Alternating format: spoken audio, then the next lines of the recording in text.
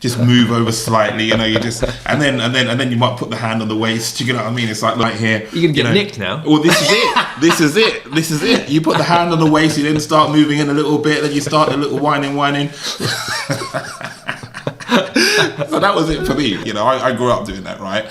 And, but yeah, nowadays you get nicked. Do you get what I mean? Like, you're getting thrown out the club. My friend got thrown out the club because that's what he was doing. It's like, I'm like, no way.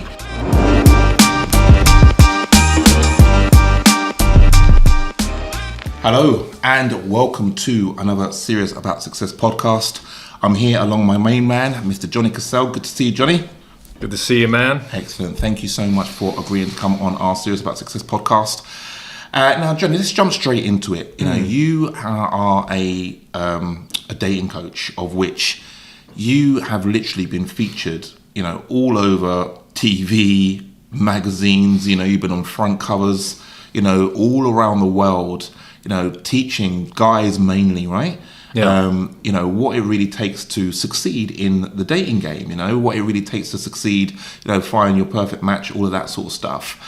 So, tell us a little bit more about, you know, how you actually really got started in this space. You know, what was it that kind of made you get involved in this type of coaching? I guess what I found in the early days found myself struggling with connecting with people, you know, receiving a positive response, and you know, was quite envious of others that seemed to have kind of maybe figured it out at an early age. You know, the age of that we've actually start to find ourselves to be curious about, you know, dating and connecting with people. And I realized, wow, I'm actually lacking in this area. I need to actually up my game here. I got better myself. I studied everything that was available out there at the time, and through my own trials and errors came up with a formula that just kind of seemed to work. I mean, I had a lot to learn at the beginning, and you know, the learning never stops. But what I wanted to see, if this was not something that just works for me, but it can help others. And I was noticing my friends making some mistakes with the relationships they were having, or coming out of relationships, then losing self-belief, not thinking they were worthy of another relationship and all this kind of stuff. And you know, I just kind of used what I'd learned to kind of guide them, and it all seemed to be positive. You know, I mean, 3 of the early, like the guys that I was knocking about with, sharing the stuff at the early days, all went on to very long-term relationships when we started religiously going out with each other. So yeah, it was the curiosity and the awareness that I don't have this skill, you know, and how come others have figured it out yet and I haven't? What's going on there? Yeah. So would you say that maybe in the early days, you know, there was maybe an area of maybe where you might have lacked confidence, stuff like that? Would you? Totally. I think, you know, if you look at people like where they are now, you know, when you venture down the path and make yourself a bit more self-aware of psychology, right, and the DNA and the fabric of your life experiences and the early influences that have had on you in life, especially around that age of, like, you know, 5, 6, 7 years old, when you're most impressionable. You know, the brain is like a sponge. You know, what was going on in your life right there and then? You know, I look at my early experiences of school, they weren't positive. You know, I was coming home with like bruises all over my legs. I was getting physically abused by girls. It was quite extreme circumstances. You know, my mum lost her mum at an early age, so I've seen how life can be limiting on a social front. You know, it lowered her confidence. Her, you know, father was mostly absent for her whole life. So, but you grow up around these things and you just think it's normal. You don't have really a sort of a comparison. It's only when you start going to your friend's house and seeing like how their parents are with each other, or, you know, their social lives and stuff like that, you start to go, hang on a minute, okay. But my early childhood experience, I'd completely forgotten about until I started reading up about psychology and different things like that. And I guess, you know, these are sort of things that come up when you go and see a therapist, right? You know, people think, oh, why am I behaving in such a way? Why am I drawn to this type of guy or this type of woman? Why is this toxic character keep on showing up in my life, this archetype? Well, you know, let's look at your early let's look at the parentals, and it all derives from that, Yeah, I get it. So you was able to completely change your mindset, yeah, which is great. So what was the key aspects of what you felt that you did? The key aspect is this, right? You create stories in your head. I think find the truth. What is the truth? Because when you catch yourself in that headspace of like, oh no, she won't like me because of this, or I can't do that because what? Because what? Has that actually happened? Or have you got enough data? Have you experienced enough of that to make a fair assessment that you are crap at that? No. Well, let's go find out. Yeah. Let's go find out. Let's look at a social situation. Oh, that woman looks like, that guy is standing there with 4 women. Oh, I bet he's having it off with all of them. What are you talking about? Like, where's that come from? How do you know? Go and find out. Yeah. Hey, dude, how do you know? Well, you look like the man about town. How do you guys know each other? Oh, this one's my girlfriend. These ones are free. Oh, there's the real truth. Yeah. We just make up this nonsense in our head. Like, and where's it come from? Go find out. Yeah. And the more that you do that, that's where, and you create a habit of that, then I feel that's where growth comes from. Okay. So you've now then obviously, took this understanding and this psychology to a whole new level. And what I mean by that is you now coach guys around the world how to change their mindset. So you created a business out of this because, some people might discover this type of stuff in terms of, how to change their own psychology and improve their results. But you've taken it to a level where it's like, well, look, it's not enough just for yourself. You're now coaching people all around the world in relation to how to improve their mindset when it comes down to, attracting the opposite sex. So where did that come from? Why did you decide to create a business out of it? Yeah, well, I think, one thing that we could agree on is, the noise out there tells us that you got to follow the passion. You got to follow your passion. You'll find your passion, and some people it takes longer than others to find it. And I guess for me, I was fortunate enough to find it quite early on. Like, I'm talking about I'm leaving school, I'm finding this. I'm finding literature on this stuff quite early on. Whereas I was supposed to be doing my homework for I was studied motorsport engineering. I never did my homework. I don't even think my end of year project ever got finished because I was too busy just reading books on psychology and stuff like that. For me, was power. It was influence. It was sales. It was persuasion. It was like, fuck, if you know all this stuff, what can you not do? Like, this is crazy. It just I just started seeing the bigger picture. This isn't just about meeting women. This is about meeting people. If you can get great at meeting people, you only limit is your imagination. What's possible, and that's what excites me. We get people that fly in from all over the world to do the courses, or we put weeks together and do transformational weeks like in other cities and abroad and stuff. Because it takes that. I'm not one to really do a course where I'm sitting there and in the workshop taking notes because. We know, you do courses yourself, what's the percentage of people actually go away and do it?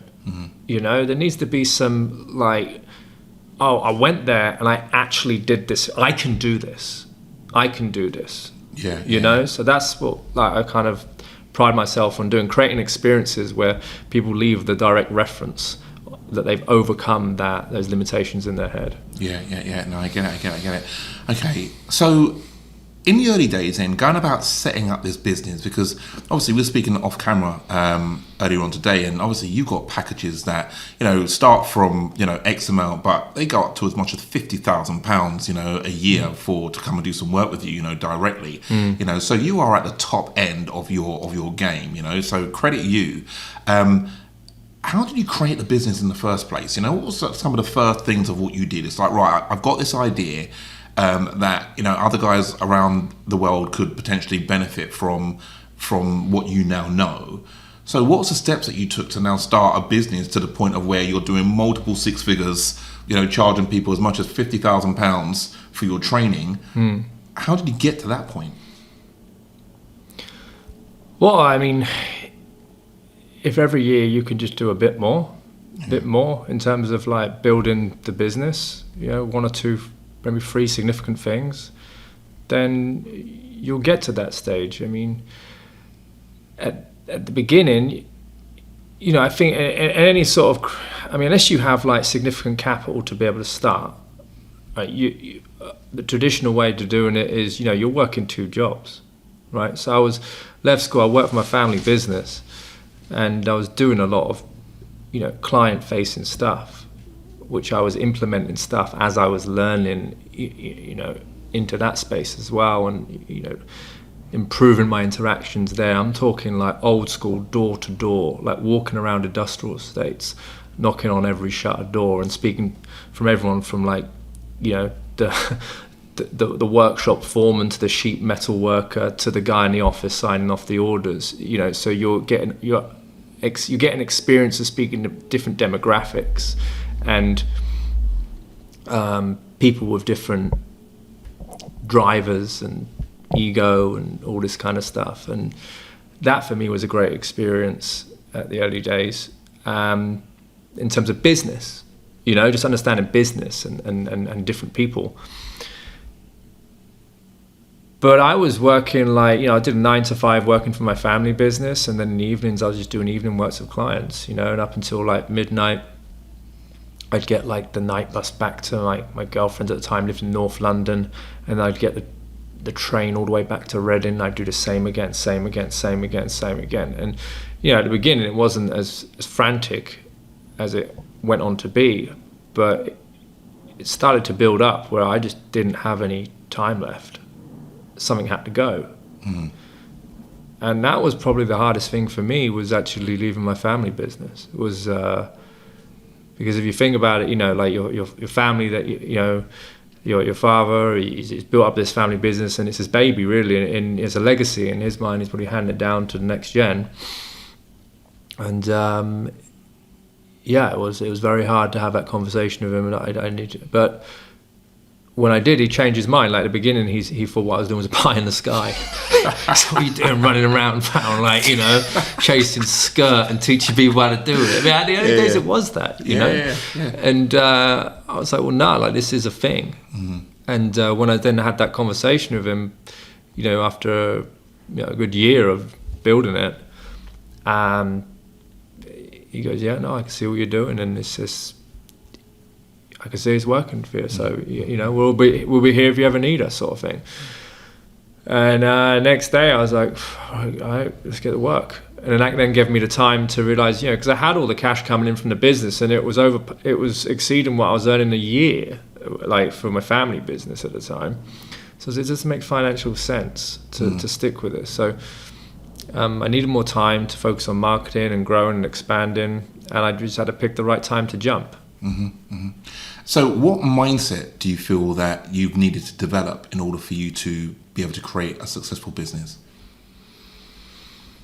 Well, it's not for everyone, right? Because you know, on the subject of anxiety, and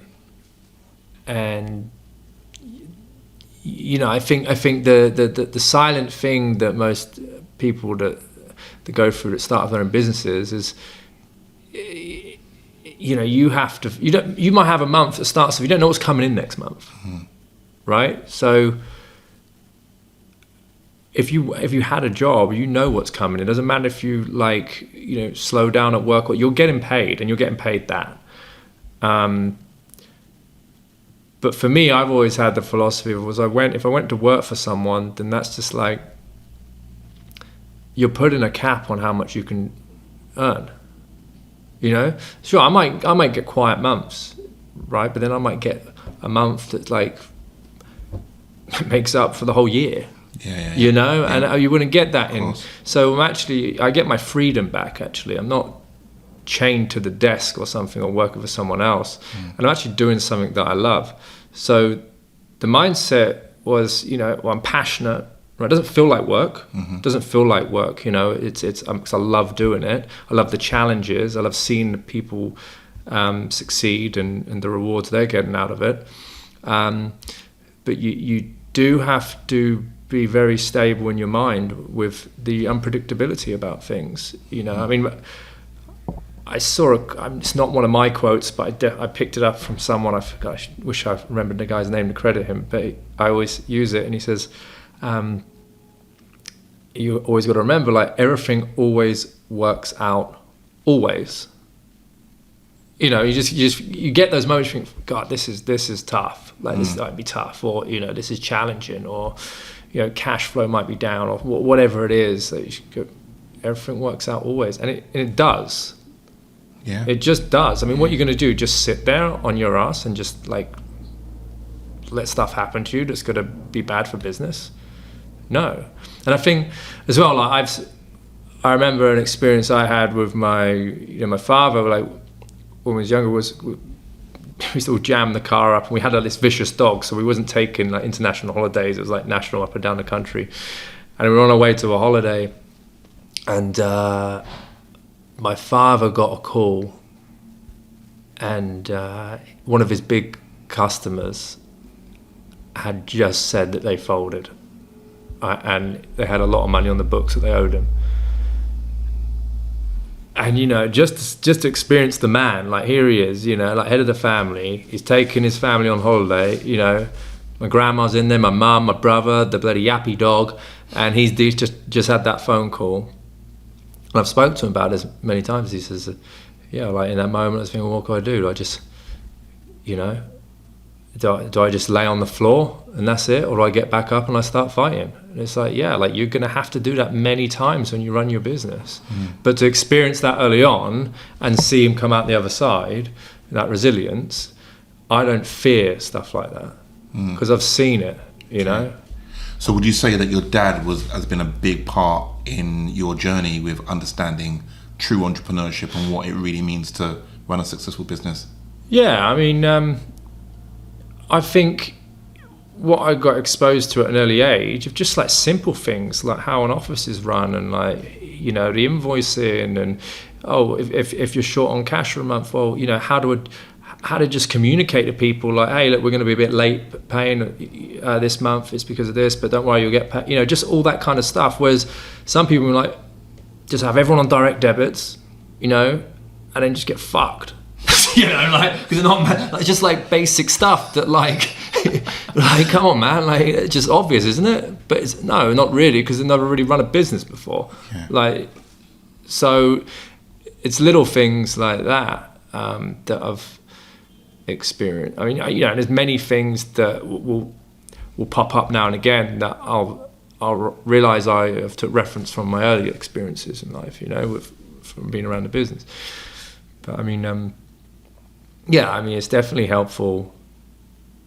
I mean, I read in many books about business how useful it can be, like working for a startup company. You know, if you don't have the opportunity to, you know, I've been in a family business and been around at an early age, a great substitute can just get an early experience of being in a startup company, and maybe corporate as well. Because startup, you're exposed to all the different departments. You know, everyone's wearing different hats. So you're really seeing like how things, how to bootstrap a business, you know. The corporate would give you more exposure to, you know, how to grow it, I guess, and how to, you know, refine operations. Because the reason why I'm asking is because obviously we coach lots of people at Serious About Success, right? And one of the big factors that come across a lot is people don't always really fully understand the importance of a mentor. You know, the importance of surrounding themselves with the right people, where for me, I would say it's all about that. You know, it's all about your environment and, you know, what it really takes to succeed and all that sort of stuff. And as a result of that, by being in the right environment, by having the right people kind of giving you the right direction, you know, this is it. This is what can really help accelerate you to, you know, achieve the success of what it is that you want to be achieving, you know. So you would agree with stuff like that? Yeah, and I think... yeah, the word mentor now, it's been so overused with marketing that people are always trying to, okay, that's bullshit. You know, like, it's like, it's like someone trying to get paid for nothing, which is like, it's like, yeah. But really, like, a mentor showed up in your life already so many times without the label mentor. Yeah. You know, it might be that person that, you know, you work in that job and he was just knew a bit more about the subject than you, and you lent on him a bit, and you know, he kind of took you under his wing. Like, that was a mentor. Like for me, like my father was a mentor at a young age. You know, when I've learned stuff from you in the past. You know, you have been a mentor to me. So it's like I feel like now the word is a bit I don't know what's the word I'm looking for, but it's people are triggered by it now. Yeah, I feel, yeah. Well, you're a mentor, right? So you know, for all of the coaches, all of but the. I never really use that word. Yeah. You know, it's because I'm aware of like fatigue in the market of certain words and stuff. You know. Yeah. Like even podcasts, people fatigue a podcast, like that normal format. Like suddenly everyone's a bloody expert. You know what I mean? Because they can't shooting from a Sony and a flash mic. Like suddenly everyone's an expert. Like it's you got to switch things up now and again. Your language formats and stuff. I guess. Okay. Yeah. So you with with how you coach, you know, so in terms of like the mindset of a lot of the students of what you've worked with over the years. Success is success, right? So can you, you know, sort of see the connection between having a successful mindset in business to having a successful experience with being able to attract the right opposite sex and, you know, that sort of thing? You know, is there a connection when it comes down to, you know, being determined, you know, being dedicated, you know, understanding that there is things that you need to learn, you know? What's the sort of comparisons? Because ultimately, for me, success is success. But can you see sort of comparisons? Yeah, I think the reason why people don't achieve success is because they stand in the way of themselves, right? They're choosing not to be coachable, whether it's an ego thing, it's a limited self-belief or whatever. You know, by definition, I work with a lot of people that have achieved amazing things. So sometimes I'm sat across this table and I'm just like, Jesus, man, wow. But you're also reminded that moment, like this guy has sought out, you know, people that are excelling in the game they want to get good at. So that's why they've chosen you, you know, despite how many bloody zeros the guy's got in his name. Like, so what we know about people that are determined is they will seek out people that have walked the path they want to walk. So you just got to do it. Like if someone has got the thing that you want, it's not seeing the guy in a Ferrari drive past and going, wanker. You know, it's actually stopping him and going, hey, dude, man, what have I got to do to get a car like that? You know, it's turning that jealousy thing into envy and just managing your mind, changing the way you're thinking about getting help, right? You're probably in a position where you've achieved great things in your life right now, okay? And no one's taken that away from you. But to add to that, you know, get the help you need. It's out there. It doesn't make sense not getting that. It doesn't make sense. What's the worst that can happen? So how would you then take people through that process? So say, for example, somebody comes to you and their mindset is they're really challenged. You know, obviously you understand the psychology, you know, behind all of this. Just like, you know, we teach a lot of psychology. That's the reason why I do this type of stuff. You know, so somebody comes to you, their psychology is completely wired in the wrong way. How do you take them from where they are to what they deem as success in terms of in the dating game? What's the process? Well, we have to define what success is for them, first of all, because it's subjective from person to person, right? But by definition, again, like I will always start off with the mindset. Because I can teach people all the sexy stuff, you know, the conversation, the flirting skills, this, that, and the other. But if they haven't got the mindset, they haven't got the right head on their shoulders, then those cracks are going to show later on down the line. So, you know, I'll take someone through the process of understanding, you know, what does it mean to be a man? What is your purpose? Have you even thought about that, right?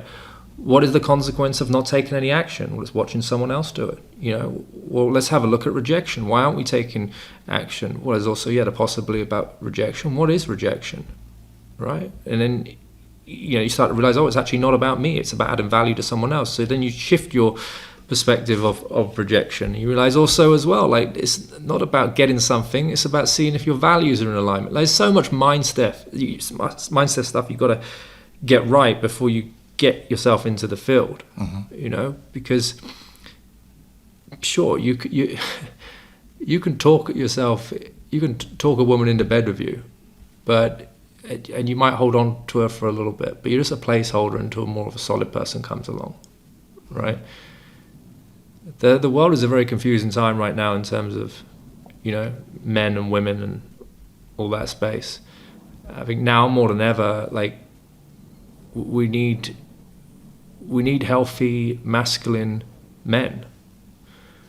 Men are confused. It's getting way too feminine. Women are getting frustrated that there's a lack of assertive men taking action. It's sad. Why do you think that is? Why do you think that there is a lack of, or this masculinity, it is kind of getting pushed out?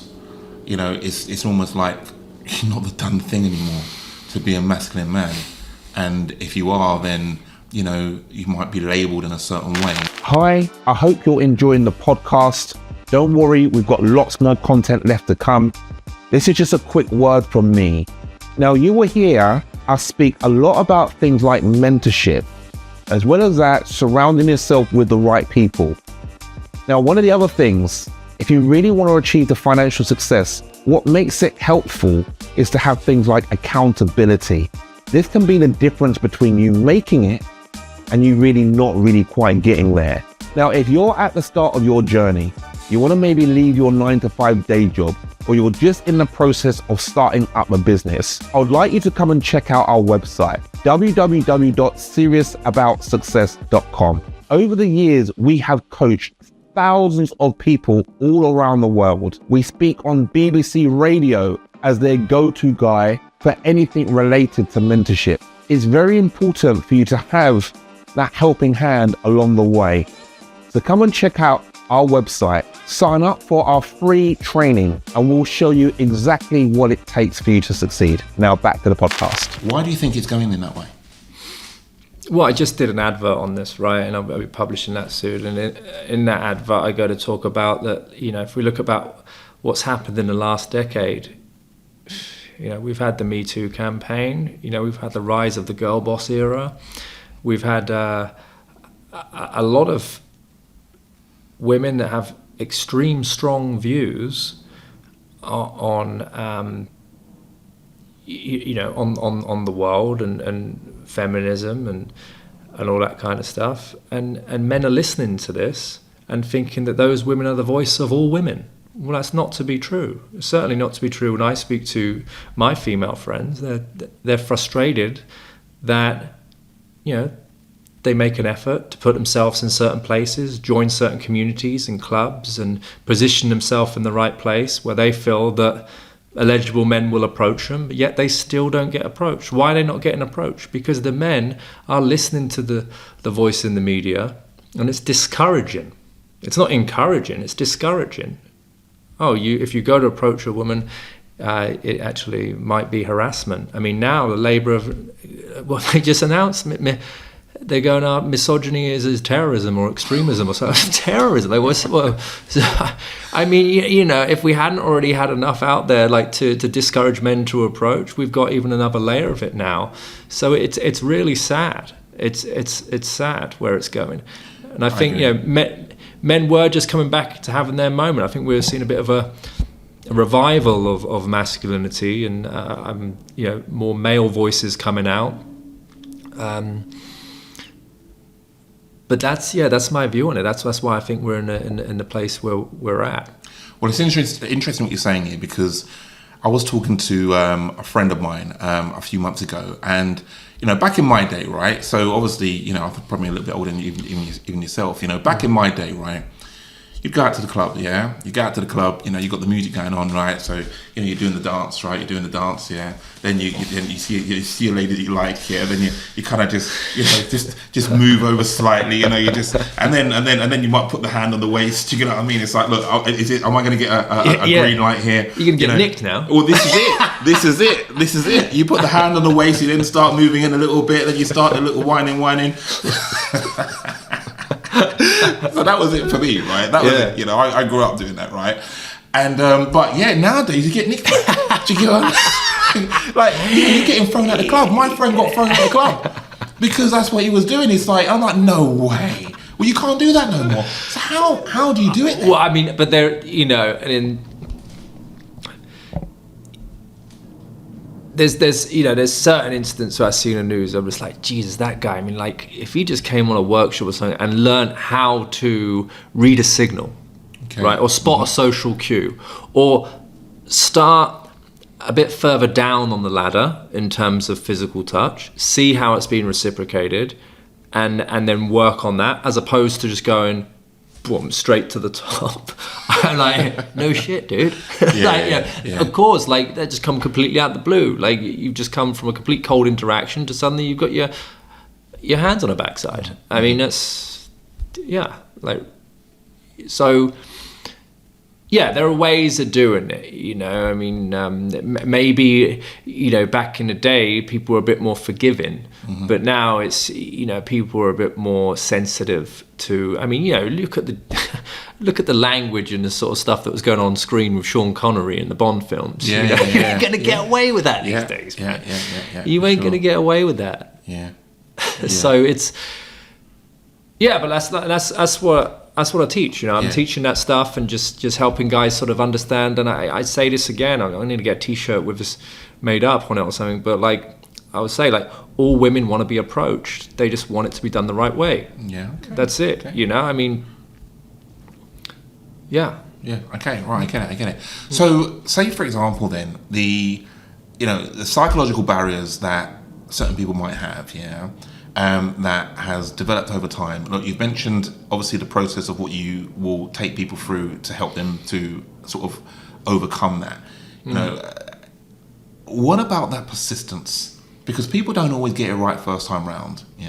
So how important is it to be, when it comes down to achieving success, and this relates to business as well, that's where I'm trying to go with this, right? So it relates to business as well, in terms of the importance of, you know, never giving up and being persistent, and recognizing that failure does not necessarily mean final, you know, like failure is just, we all go through a process of falling down. You know, what's the importance from your perspective, you know, in relation to that persistence and never giving up? Well, I mean, what's the consequence of giving up? Not having the thing you want. So, I mean, you got to be all in. Like that, like, I did an interview with one of my colleagues the other week, and he said he picked something up from a Tony Robbins gig, and he says, people are either motivated by pain or pleasure. And you've got to remind yourself of the pleasure that's going to be experienced on the other side of this, you know, to motivate you. Or it might be the pain, you know, the pain of not getting this thing that you want. It's the same thing, like whether if it's sticking with the business, getting over the challenges, the hurdles, or, you know, overcoming the resistance, the internal resistance to going to speak to the hunk or the chick at the bar. You know, it's like, what's the pain of me not doing this? What does that feel like? Or, you know, what pleasure am I going to receive doing it? It's like, you got to find something that's going to motivate you. Like, it's one of those things you got to get right. Like, it's, how much do you want it? So what's some of the biggest challenges that you've faced in business, you know, specifically in business? What's some of the biggest challenges, would you say, that you've had to overcome? I think the biggest challenge is, you got to learn, you got to navigate them, you got to understand the landscape of the media, especially UK media. I mean, you know, when I meet someone, and I explain what I do, one of the first things they say is, "Oh, like Hitch." I go, "Yeah, I like Hitch." Right. Yeah. The film with Will Smith. Yeah, exactly. I mean, it's quite accurate in terms of my work. But you know, with that film, he has his love interest is a journalist, right? That's completely read him wrong, and that is like what I do for the media.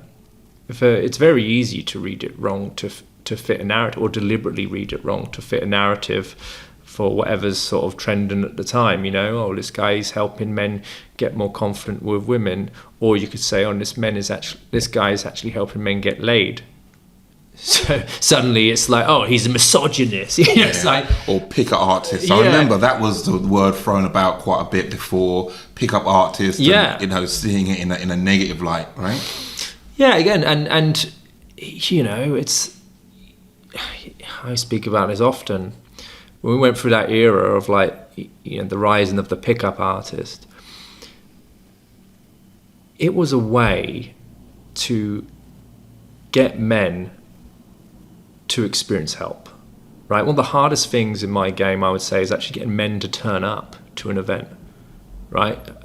Getting a guy to turn up to a single event. I mean, believe me, I got a lot of friends in the matchmaking business, and they'll hate me for saying this. They don't have many men on their books. It's a fact. It's a fact. In fact, they actually have like a few charismatic men just on rotation to fulfill the requirements, the quota to meet to what they've agreed for the women to meet. You know, I know that to be fact. Mm-hmm. So there's an issue here. The issue is, how do we get men onto single events? Well, when the pickup community started to surface, suddenly it wasn't, oh, I'm a loser because I've got to go to this single event. I'm going to the leftover party. It's, oh no, I'm something cool now. And then you started to see an influx of people that were actually coming in to get help. Yeah, were there people that were taking it a bit too far, or, you know, weren't teaching the deeper stuff and turned to how to keep a longer relationship and all that kind of stuff? Yeah, there certainly was. But were there other people in that space that were doing great things for men that originally didn't have access to any sort of help? Absolutely. And it was a stepping stone for a lot of men to actually go on a journey to further self-development. But so language, there you go again. But when you start using that sort of language, or the correct language, to invite men into getting help, you're also going to catch the eyes from, you know, certain journalists perhaps that go, oh right, well that's what he's doing. He's just teaching guys how to harass. Well, welcome to Johnny Cassell's harassment course, or something. You know what I mean? Really? Like, no, that's not what it is. Yeah. You know, it's.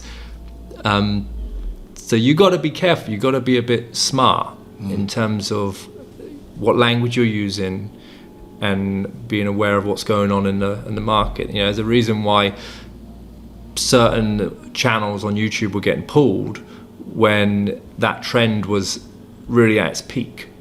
You know, that whole the feminist stuff was at its peak. Like, there were like people that had all these approaching channels online. They were just getting pulled, boom, boom, boom, boom, because they didn't make the content with in mind that a woman might be watching it also. You know, it was just strictly for the male viewer. Mm-hmm.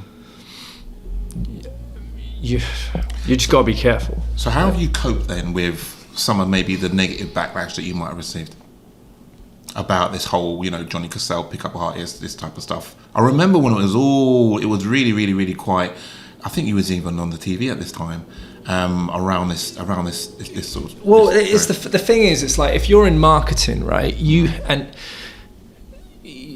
know, over the years, what did we have? Okay, you probably saw me on Sky News and was talking about Julian Blanc from Real Social Dynamics. And, you know,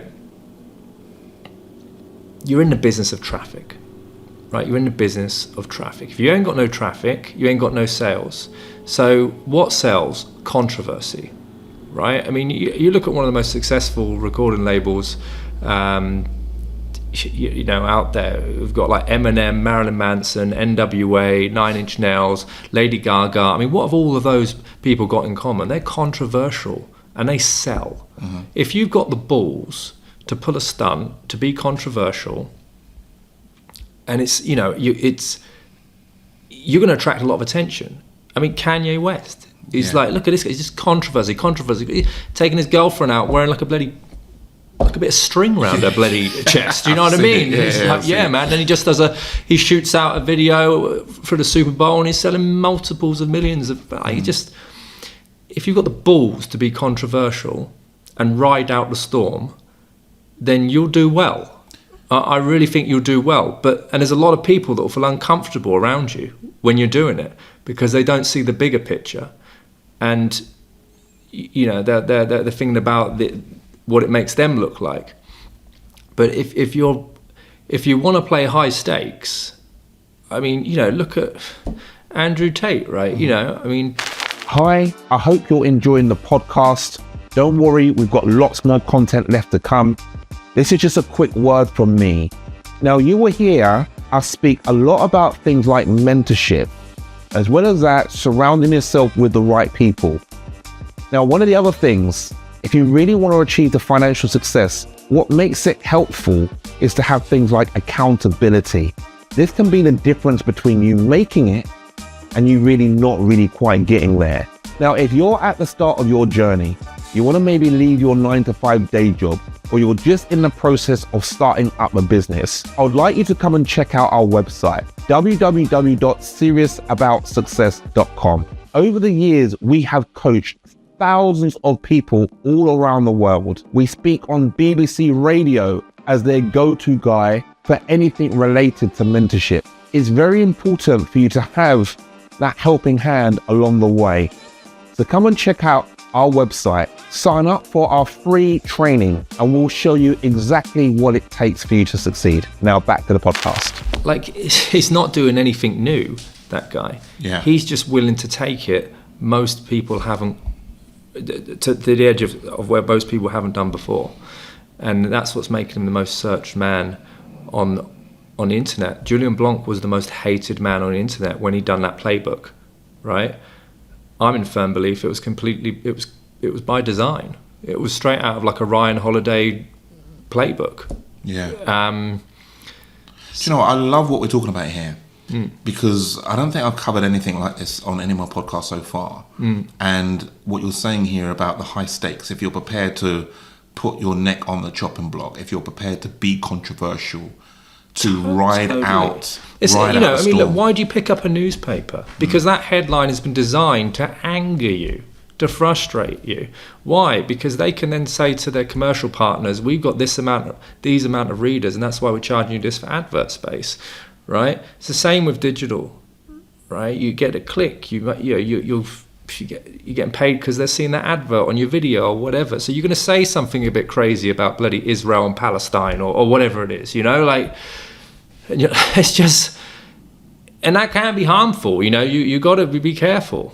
But this isn't new. I mean, look at Russell Brand, for example. Him and Jonathan Ross. They were on the radio station talking about Alan Sachs's granddaughter or whatever, and now he's had his waiver, blah, blah, blah, and he just followed the script. Oh, yeah, I'm coming out, I'm sorry, yeah, I'm a reform, now I'm a Christian, now I'm a, yeah, all right, okay. It's just the playbook, they're all at it. So, I mean, where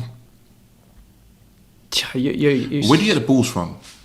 Where do you get the guts to, because, look, we're all human beings, right? And no doubt, ultimately, we want to be appreciated. We want love. We want to be liked. So some people that are listening to this podcast right now, they might be at that beginning of their journey, and it's like, well, hang on a minute. How do I get that courage? To what? Courage to start the business? No, courage to face any controversialness, anything. Like, how do I just get the balls? Like, where does that come from within you? To be controversial, to keep on going. For me, I don't think I've been too controversial because my truth is, I know the truth is that I've got thousands of guys have experienced amazing success. And it's not even up for debate. Like, that's the truth. And everyone around me, like friends and associates, know my line of work. They know what I deliver. They know me. So. I remember when I invited The Guardian. I really rolled the dice at this one, but I remember at one point in my career, I invited a female rights writer to one of my workshops. So my workshop was exclusively for men. And I was helping them. Part of the day is actually going out there and approaching and all this kind of stuff. And I thought, you know what, I'm going to roll the dice at this because it's an opportunity for a woman to come in and actually see that we're helping women meet decent guys, because after the workshop experience, they're going to know how to talk to people. They're going to know how to communicate properly in a respectful way. And that's exactly what we did. And, each kind of student had their moment with the journalist, was sharing a bit about why they were there or whatever. And, out just came a piece that was just a projection, really, of an unhealed wound, from her past trauma, using my workshop to try and fit a narrative, and it was just nonsense, and I put out a statement on my socials, and all these amazing friends of mine came out, and strong women that I respect also were like, everyone can see through this article, Johnny, this is nonsense, blah blah blah. And so that's what I'm saying, like when you get into like the media game, I never think you can control the narrative. You just got to see what you can do to screen the good and the bad out. When it comes to media, for me, it's more no's than yeses, because you've really got to ask yourself, well, what's the agenda here? Like, what's the treatment? What are you trying to achieve through this piece? I get a lot of inbounds every week. There's something, but it just. I don't know. I just try to screen it as much as I can. Okay. Can anyone achieve success, like in the dating game? In terms of what? I mean, like their own personal path to meeting someone? Yeah. Yeah, I mean, what's success for you? That's the question, isn't it? I mean, success might be that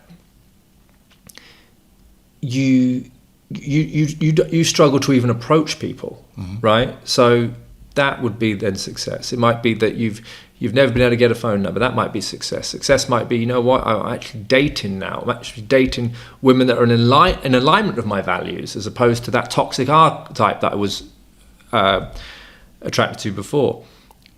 It might be that I'm able to hold down a relationship. It might be that I'm able to experience more joy in my relationship. I don't know. Like what was it for you? So from back in the day, for me, all of them, because they've all been everything that I teach. I've had to break through myself. So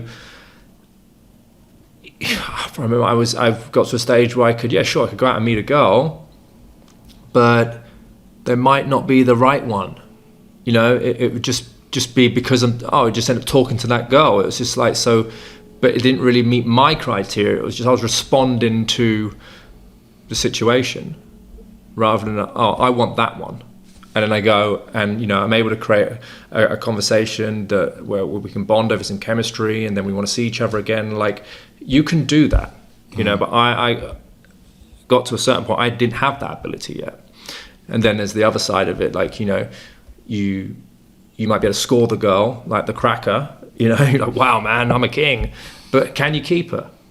Have you got your other stuff sorted out? Have you got the foundation sorted out? Are you a resourceful man? Or are you going, all women are gold diggers? Man, you're not, they're not. You just haven't got the gold yet, man. Like a woman, she doesn't feel safe, she doesn't feel secure. So that's why she's probably leaving. Or, there's problems that shouldn't be problems in the relationship that are causing it to go on the wayside, right? Every man needs to constantly be working on his status, and maybe in earlier on in my career, sure, I'd be able to score like great women, but whether I'd be able to keep them would be a different story. And I just hadn't developed the more resourceful side of me at that point yet. So have you coached women as well? Yeah. Coach women. What do you teach them? Well, it's an interesting one with women because I mostly pick them up at the years that provoke a lot of urgency for them. So, late 30s, early 40s. And I'll be honest with you, I feel like most of the women that I end up teaching are the ones that have really gone after their career and chose that over going for a relationship in their more formative years, which arguably is their prime, right? And what's happening then is like, they're struggling to actually attract a high value man, and they're not the pick of the litter anymore, and that's the uncomfortable truth. Now that is the uncomfortable truth. And it's an interesting place in society. I'm all for like the equal rights and all this kind of stuff and that big push and where we've gone with it. But I think, I've said this on other podcasts, like women also need to be mindful of, when is the time to really sort of, choose a guy, or allow yourself to be chosen, whatever way you want to look at it. still go after that career, you know. But I think, and especially with the rise of like the cosmetics and the offerings of aesthetics and all that kind of stuff right now, it's giving women the idea that they're still as young as they look, but they're not, you know. And that's why they're freezing their eggs, and that's why they're going for all these like other alternatives, because the body clock has changed, you know. So that whole industry, you know, I think fools women into thinking they've got longer than what they have. Again, it's great to you know, have all that stuff for the upkeep of beauty and to meet certain standards, and but yeah, just being mindful. Where are we at? Where are we at right now? You know, where are we at right now? So you mentioned about being able to attract a high value man. Yeah, there was, you know, quite like that's been quite a buzzword. Yeah, like kicking about for a couple of years. What's a high value man? Well, a high value man is someone that's resourceful. He's got freedom. He's masculine. He's got choices. Yeah, I think it's obvious when we see it or meet a man of value. You know. Well, sometimes there's a lot of emphasis on financial. Yeah. You know, that this financial. But I think I was watching Kevin Samuels. You know him? Yes. Yeah, and it was on Pearl. You know Pearl. You must know Pearl. I was on there as well. Yeah, I think I saw you on there. Yeah, I think I saw that. And they was talking about the high value man. You got to be earning like 10 grand a month, something like that. You know. And when I've seen some of these things, I'm like, well, okay, cool, right, I get it in terms of, you know, earning status and being able to be a provider. I think that's very important. You know, that's one of the reasons as to why I've been an entrepreneur, is because, you know, I want to be that guy. But at the same time, I've also thought, well, is that it then? Because if we're just focusing on financial, we're focusing on, you know, that provider, that masculine, but that man is also maybe abusive, or that man is also, you know, has got heavy narcissistic traits, for example. Is that still a high value man then? Do you get what I mean? Will we still put them in that same bracket, you know, just because they're earning a certain amount or they carry themselves in a certain way? And, you know, I kind of started seeing that whole term and thinking to myself, well, and seeing that category and thinking to myself, I don't know how much I resonate with it anymore. Do you get what I'm saying? Yeah, well, first of all, let's break down. I mean, like, in terms of the resources, I mean, I said this on an interview we did the other day, but like, too many of us haven't done the maths. You know, of course, it's at least got to be six figures. It's got to be at least six figures, and that's just for yourself, right? Like, how much is your mortgage going to be, or your rent for the year, right? And how much is your lifestyle going to cost you? How much is going out, having dinner, and then really, you know, if you really want your partner to really step into her feminine, you've got to retire her. You would get her out of work. So how much is that cost, right? And then you got to start to think, well, you know, I just got off the phone. I met up with a friend of mine last night, and he's talking about the healthcare bills that he has to pay. It's like $1,600 a week, sorry. So there's three categories there, you know, yourself, your partner, and looking after the family. Like, that's well into, you know, three figures. And you know what? If that's uncomfortable here, that's what it is. But that is what it is. And it's obviously going to differ from different places where you live, you know. But if you're talking in like a major city, I mean, that's talking London here. Yeah, so we're talking London. You need to be earning money. Yeah, that's realistic. Yeah. And you know what? Why not go for that? Why not go for that? I mean, when you've got those figures in your head, then you work yourself backwards from those figures, and you go, okay, cool. Well, obviously, maybe these behaviours are not going to get me to those figures, or this offer, or this way of doing business, or maybe I need to create a system or something like that, rather than doing this to get to those figures. I mean, by not doing it, you're being selfish, because you're simply just thinking about yourself. You're simply just thinking about what have you got to do to cover the rent and your groceries. Like, come on, man. Like, that's not a resourceful guy. That's not way a high value guy thinks. You know, you got to start to think about, like, what's it going to cost to take myself, my family, and my partner out for dinner every week? Not just me and my girlfriend. I have conversation with guys thinking with price objection on the course and stuff. I go, God, is that how much it is? For like the 1 day workshops, that's $750. I go, dude, if we're having a problem with the price point on that, we can't really afford a girlfriend. Mm. I mean, let's be real. Your shoes are going to cost you 400 quid, and a dinner. I mean, last time I went for dinner, I mean, you're in for 300 quid, a couple of drinks. Again, major city, right? It's gonna differ from place to place, but like, you get my point. Things cost money, so yeah, you got to get your head into that. So for people that are not entrepreneurs, a guy that he works in retail, works in in a shopping market, whatever it may well be.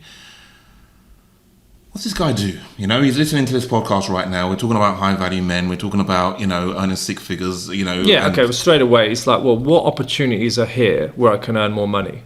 First of all, like, do I need to have a conversation with the foreman or the supervisor or my manager to go, listen, I've been here for a couple of years now, a year, 6 months, 12, whatever. Like, I'm thinking about, are there any sort of responsibilities that I can take on that will give more reward here? I'm thinking about more of a long-term vision.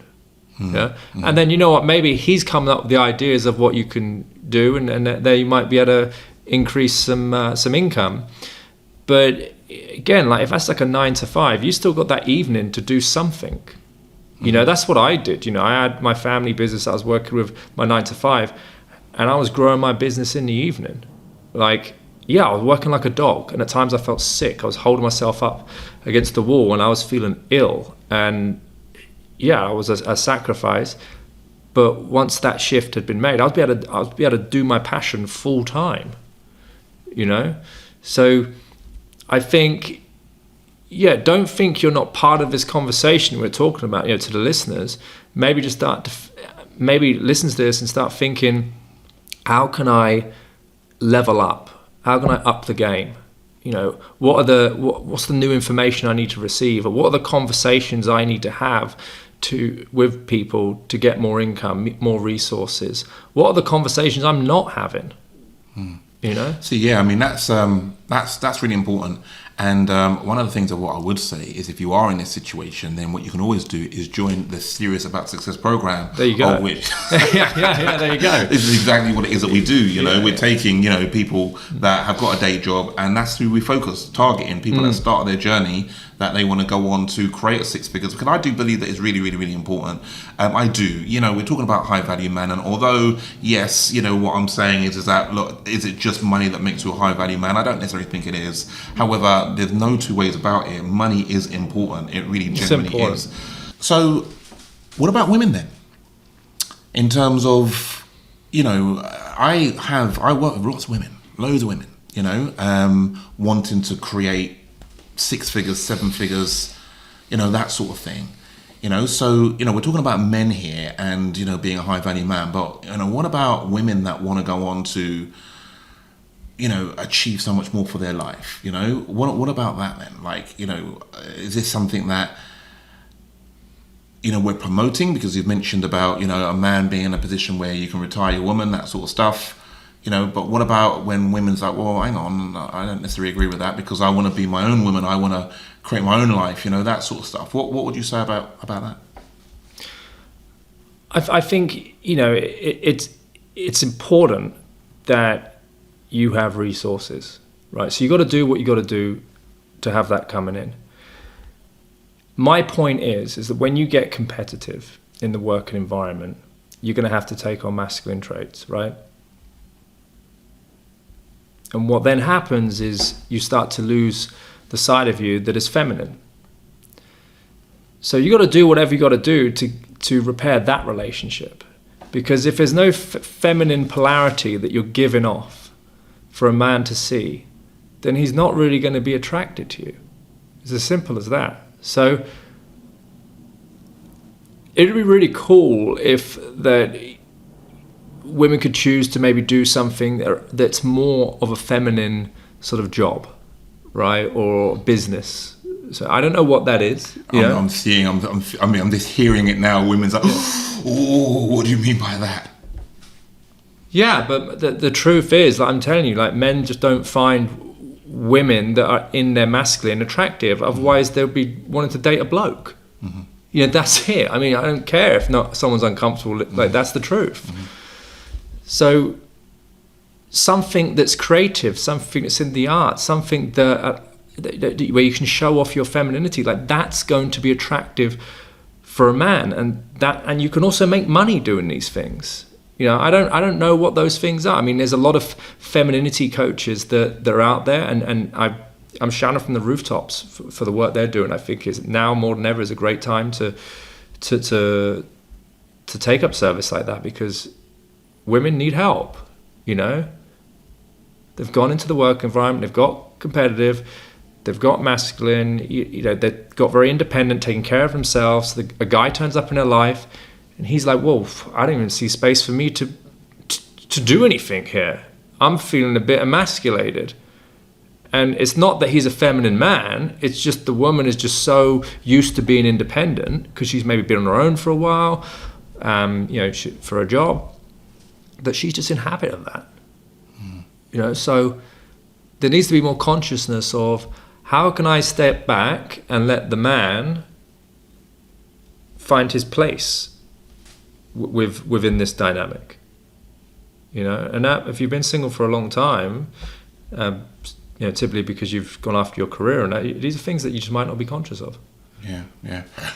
Well, look, Johnny, I am loving what we're saying, what we're talking about here. So, look, thank you so much for giving me a lot of your time today. You know, I do very much appreciate it. And look, some of the points of what you've made here, you know, I love it. I love what you said about that controversial, you know, that you know, having the balls to be controversial in business. That's probably one of my key takeaways from some of the things that we've been talking about today. All in the business of attention. Yeah, you know, I mean, you know, you look at like Gary Vee or someone like that. Yeah. You know, suddenly he's on stage doing a keynote and he's going, "Oh, fuck this, fuck that." So he's using controversy there. He's giving off the same message. Mm-hmm. But he's just adding a few curse words in there, and suddenly, like, he's got all this attention. You know? Yeah. No, you're right. You know, because, like I say, sometimes we fear that. You know, we fear being a bit different. You know, we want to. You know, I deal with a lot of people, and it's like, look, I want to create a great business. I want to do this. I want to do that. But look, I don't want no one to know who I am. I want to remain completely anonymous, because a lot of the time, you know, we fear the judgment.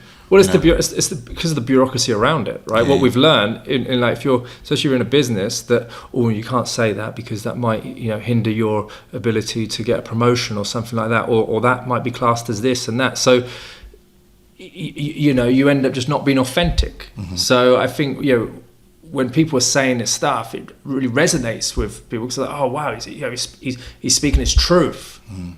You know? Yeah. No, love it. Look, my friend, anything else you want to add? Like, where can people find you? You know, this is the main man, the dating coach extraordinaire. You know, if you're a guy, if you're a lady, you know, if you resonate with any other things of what it is that we're talking about here, you know, not to mention just a dating coach, you're a fantastic business guy as well. I mean, obviously, you create a multiple six-figure business. You know, you've been all around the world. You've been on some of the biggest talk shows out there, been featured in lots of different newspapers and stuff like that. So, you know, where can people find Mr. Johnny Cassell? Yeah, I'm on all the socials. You know, just started rebooting the YouTube channel after a dusty few years. My website's johnnycassell.com. So, I mean, if you're in need of help, I'm sure you'll be able to find me. Yeah, I'm sure you can. All right, excellent. Johnny, thank you so much, my man. Cool. Thanks, buddy. Much appreciated. Yeah. And no doubt, look, we'll maybe get you back on the podcast at some point soon. You know? All right, man. We'll see what happens, yeah? Let's do it. Thank you so much. Cheers. Cool. Thank you very much. Cheers.